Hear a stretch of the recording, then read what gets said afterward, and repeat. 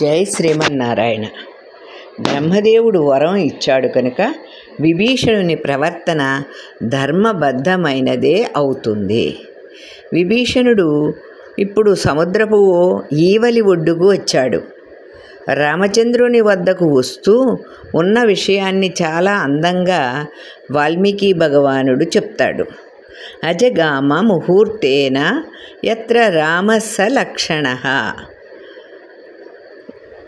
ఎక్కడ రామచంద్రుడు లక్ష్మణునితో కూడుకొని ఉన్నాడో అక్కడికి ముహూర్త కాలంలో లంకానగరం నుంచి రామచంద్రుని వద్దకు సముద్రపు ఒడ్డునకు వచ్చెను అని చెబుతూ ఆజగామ వచ్చెను అని చెప్తున్నాడు. చెప్పేదెవరు? మూడవ వ్యక్తి అయిన వాల్మీకి మహర్షి. వాల్మీకి భగవానుడు మనం టీవీలో చూస్తున్నట్లుగా ప్రత్యక్ష దర్శన సమానంగా రామాయణాన్ని చూస్తున్నాడు.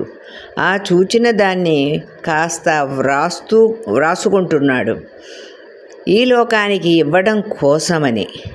అలాంటప్పుడు మూడవ వ్యక్తి ఏమని చెప్పాలి? విభీషణుడు లంక నుండి రాముని వద్దకు వచ్చెను అని చెప్తాడు. ఆయన జగామ వెళ్ళెను అంటే సరిపోతుంది, కానీ ఆ జగామ వచ్చెను అని చెప్తాడు. అంటే అర్థం ఏమిటి? ఎప్పుడు వచ్చెను, ఎప్పుడు వెళ్ళెను అని మనం అంటూ ఉంటాం. మన వ్యవహారాల్లో వ్యవహరిస్తూ ఉంటాం కదా. అమెరికా వెళ్ళానండి, మరో చోటికి వెళ్ళానండి, తిరిగి వచ్చేస్తానండి అని అంటాం. వచ్చెను అన్న దానిని మన స్థానానికి మనం చేరినప్పుడు ప్రయోగిస్తాం. మనది కాని స్థానానికి చేరినప్పుడు వెళ్ళాను అని అంటాం. ఆ రీతిగానే విభీషణునికి స్వస్థలం లంకానగరం. లంకానగరం నుండి రామచంద్రుని వద్దకు వచ్చెను అని ఎందుకు ప్రయోగిస్తాడు వాల్మీకి మహర్షి? ఇదే నిజమైన అందరూ రావలసిన గమ్యస్థానం కనుక. భగవంతుని పాదార విందములను చేరటమే నిజమైన గమ్యస్థానం. భగవంతుని పాదార విందములను ఆశ్రయించటమే మానవులందరికీ గమ్యస్థానం. మనకు కొంచెం జ్ఞానం కలిగిన ఈ శరీరాన్ని భగవానుడు ఇవ్వటానికి కారణమేమి అని అంటే జ్ఞానం వలన ప్రయోజనాన్ని తెలుసుకోవాలి.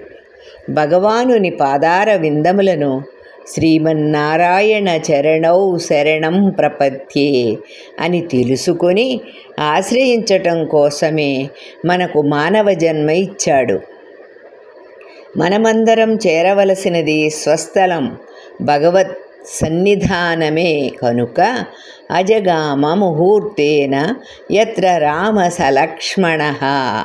వచ్చాడు విభీషణుడు రామలక్ష్మణుల వద్దకు.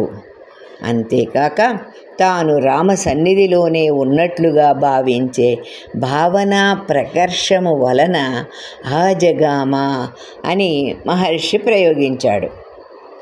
ఆకాశంలో ఉన్నాడు విభీషణుడు. తన నలుగురు అనుచరులతో వచ్చాడు.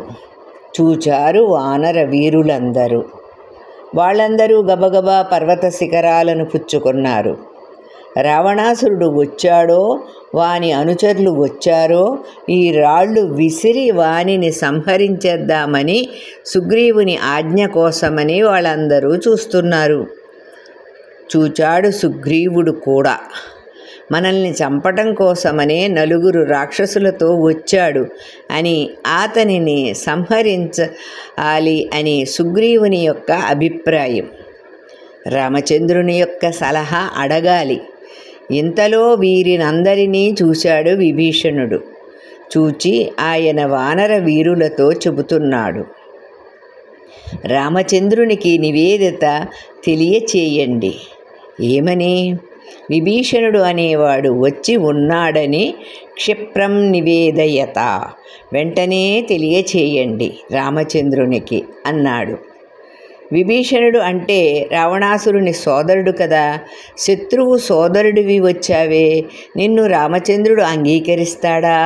అంటే సర్వలోక శరణ్యాయ రాఘవాయ మహాత్మనే, సమస్త లోకములకు రక్షకుడైన రామచంద్రుడు ఇంత లోకానికి రక్షకుడైన వానిని విభీషణుని ఒక్కడిని రక్షించటం ఏమంత కష్టం కనుక నివేదయత తెలియచేయండి అని వానర వీరులతో చెబుతున్నాడు విభీషణుడు.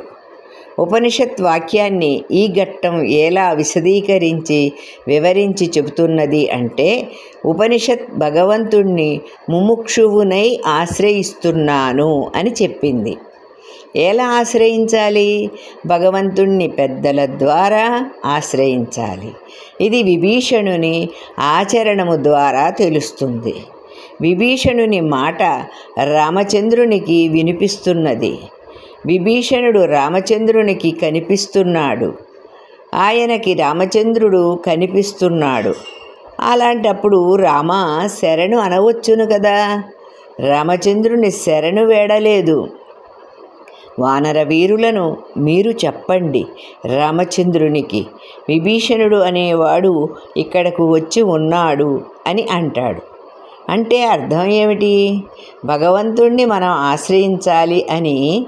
ఎందుకండి పెద్దల మధ్యలో ఈ పెద్దల ద్వారా భగవంతుణ్ణి ఎందుకు ఆశ్రయించాలో తర్వాతి భాగంలో తెలుసుకుందాం. సుశీలారాణి రామ